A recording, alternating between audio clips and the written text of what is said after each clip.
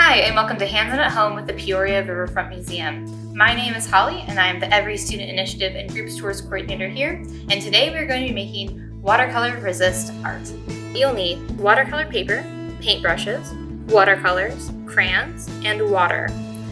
The crayons are the most important aspect of this. We are going to be using white crayons, but you can use whatever color crayons that you would like. Once your workspace is ready, take one of your crayons and start drawing.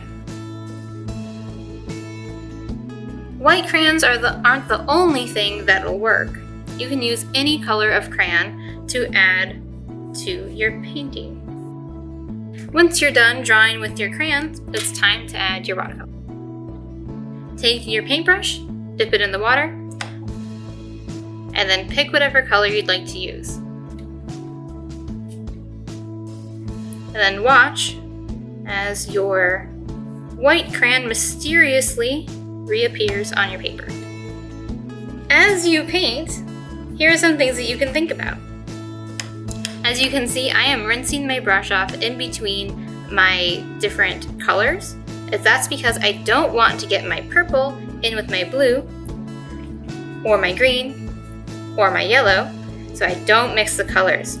I'm also adding more water to the colors once I have it on there. This allows me to spread the watercolor out further without going back and dipping my brush back into my pigment. The reason why we can see the crayon through the watercolor is because the crayon is hydrophobic. That's a long word that just means scared of water.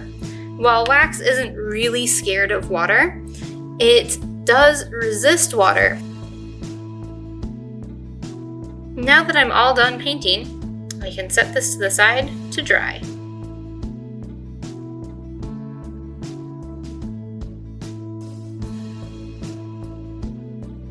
Thank you for joining us for Watercolor Resist Art. I'd like to thank our Visionary Society members, guests, and everyone else that helps make our programs possible.